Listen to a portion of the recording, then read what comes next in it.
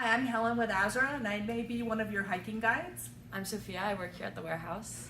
Sophia and I are here to help you prepare for your hike in or out of the canyon, and we want to show you what a properly packed backpack looks like. So Sophia here has a backpack that fits her body, but oh my gosh, look, there's things hanging off the back. That would be really hard as you're walking down the Bright Angel Trail or walking up. So the first thing you want to do is get the things inside the pack. And I would even think about your river shoes. You don't want that hanging either. We call it yard sailing, but things hanging off the pack will really throw your body off while you're hiking. So Sophia, let's go ahead and put your hip belt on. That's the first thing you're going to do. And while you guys are putting your pack on, some of you will put your hip belt across your hips. Some people like it above. But the idea is for your hips to take the weight off the pack. You don't want your pack weight resting on your shoulders. So Sophia, let's go ahead and do our chest strap next. And you could see that Sophia, her pack was pulling away from her body. And you're going to watch it. So Sophia, let's have you turn around sideways. And let's go ahead and pull those top lifters towards your body. You see how her pack, that instead of going like this and making her go backwards, it's coming next to her, and then she's got her side lifters here. Let's go ahead and tighten those, do like a tricep curl for that.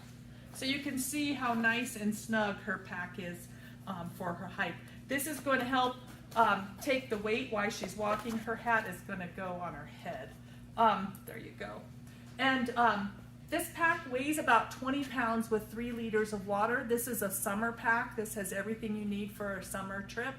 That includes, I'm wearing one of my outfits that I'm hiking in. I have one other set of river clothes, 2 sets of camp clothes, and my guidebook and pea cup and coffee mug that my hiking guide gave me.